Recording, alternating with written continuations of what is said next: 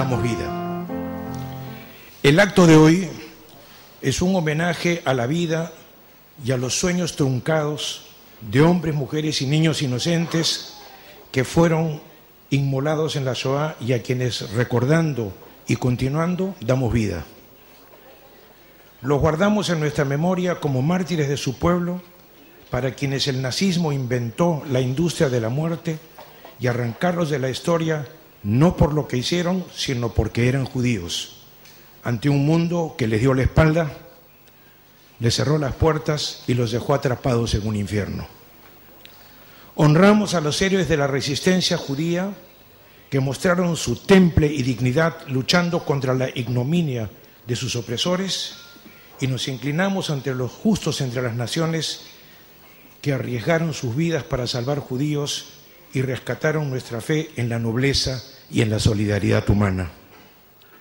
Marchamos de la oscuridad a la libertad junto a los sobrevivientes de la barbarie, testigos del horror inenarrable de los campos de concentración y exterminio y de las chimeneas de los crematorios arrojando las cenizas de nuestros niños. Y desfilamos al lado de los soldados de la brigada judía que combatieron junto a los aliados y retornaron a casa cantando Am Israel Hay, el pueblo de Israel vive. Las ideologías totalitarias del siglo XX sucumbieron, pero sus prejuicios y libelos antisemitas se han insertado en quienes con un nuevo ropaje demonizan y cuestionan la legitimidad de Israel, que encarnan las libertades y valores democráticos de Occidente, y han penetrado con toda su ponzoña en la teología del Islam radical y violento, que es un retroceso de la civilización como fue el nazismo. A 66 años de Auschwitz, el mundo no ha aprendido a enfrentar a tiempo a las tiranías y a las organizaciones extremistas, como vemos hoy, ni a creer en las amenazas de líderes fanáticos que niegan el holocausto, proclaman destruirnos e interpretan que cuando el mundo calla y no reacciona, es señal de conformidad, cuando no de apoyo. Estamos aquí también esta mañana para recordar por qué después de la Shoah el advenimiento de Israel es tan importante para los judíos. El judío encorvado del gueto y el shtetl que llevó a cuestas su infortunio arrastrando una carreta con su legado, pasó a la historia y no será más escarnio de los antisemitas. En su aventura por recrear al judío en su viejo nuevo país, los pioneros sionistas y kibbuznikim lo erguieron y trazaron una nueva ruta que nos devolvió la dignidad y la libertad. Sus continuadores, los soldados, maestros, científicos, empresarios, estudiantes y trabajadores, hombres, mujeres y niños de Israel, que han mostrado que a la adversidad y a los desafíos de un camino empedrado se les enfrenta con creatividad y audacia, le han puesto alas a la carreta. El acto de esta mañana es para reafirmarle a nuestros mártires, a los luchadores de los guetos y de la brigada judía y a los justos entre las naciones, que ellos vuelan con nosotros en la carreta. Muchas gracias.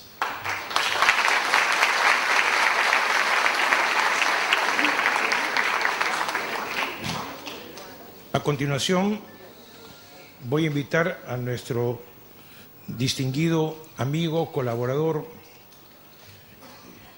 galardonado con la orden del presidente de la Universidad de Tel Aviv, Premio Godó, Premio Micrófono de Oro de Periodismo, Enrique Zimmerman, gran colaborador de la Universidad, de los amigos de la Universidad de Tel Aviv, a quien pido nos acompañe a dar la disertación de orden esta mañana. Enrique, por favor. Señores embajadores,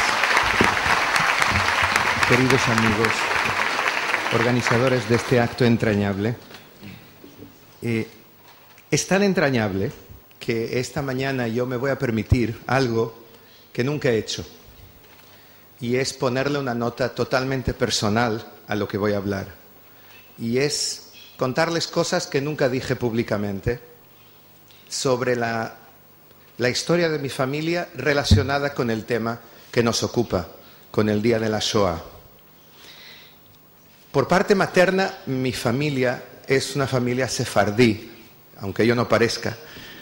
la familia Benarrós, una familia que está en España desde el siglo XIII aproximadamente, vinculada a España y a la cultura sefardí desde entonces, y que después de la expulsión se fue bien cerquita de España, a Tetuán, para poder volver rápidamente, manteniendo el idioma, manteniendo la cultura. Pero por parte paterna, en realidad mi familia nació en Lutsk, que es una ciudad en una zona en Volyn, que hoy en día es Ucrania, entonces era Polonia. Un lugar en el que hay una comunidad judía muy importante desde el siglo XIV ya, cuando, ¿se acuerdan ustedes en la historia? Los reyes de Polonia entendieron que necesitaban de judíos para revivir su economía y empezaron a pedir a los judíos de Ashkenaz, Francia, Alemania, de esas zonas, en el caso de mi familia de Austria, que se fuesen hacia Oriente y les dio toda su protección. Mis bisabuelos se llamaban Itzhak y Tova Zimmerman, y Tzvi y Rivka Ekber. Y tenía 4 tíos abuelos, 2 de ellas embarazadas. En el año 39, cuando empieza la Segunda Guerra Mundial, los soviéticos entran en Lutsk, se apoderan de Lutsk. Había allí 50 sinagogas, varios colegios, varias instituciones culturales. Las nacionalizan, parte de ellas las destruyen, y la comunidad judía empieza a ver que las cosas no van tan bien bajo el régimen soviético en ese momento. Pero su realidad iría de mal a peor.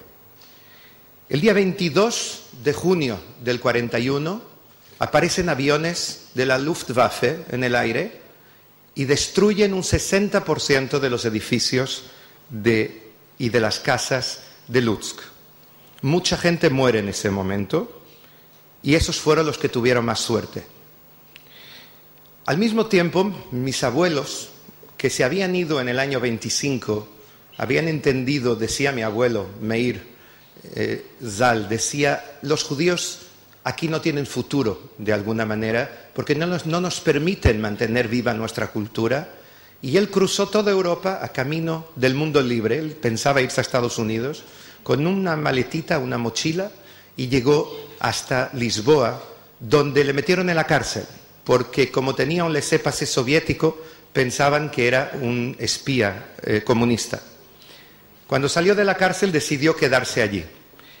Y poco a poco empezó a trabajar y montó una serie de industrias en Portugal. Y un momento determinado, en el año 41, dejan de recibir cartas de su familia de Polonia. Simplemente se esfuma una familia de decenas de personas, casi 100 personas. Y cuento esto no tanto porque es mi historia, o no solo porque es mi historia, aunque me hace ilusión contarla, pero sino porque creo que esas son las cosas que hacen esa realidad. Cuando hablamos de los grandes números, de la tragedia, es difícil asimilarlo, pero cuando hablamos de las cosas pequeñas del día al día, quizás sea más fácil. Y en un momento así, un buen día, desaparece toda esa gente y empiezan todo tipo de rumores, que qué habrá pasado, estarán vivos, no estarán vivos, dónde estarán. Mi abuelo deja su trabajo y se va a los Pirineos con un grupo de judíos jóvenes durante 1 año y medio a rescatar judíos que lograban huir por los Pirineos y llegaban al lado español de la frontera. Y desde allí los llevaban, cruzaban toda España, los llevaban a Lisboa y los subían en barcos en varios rumbos, cada uno el que elegía. Algunos se vinieron aquí, otros a Sudamérica, otros a Norteamérica. Esos eran las 3 grandes decisiones.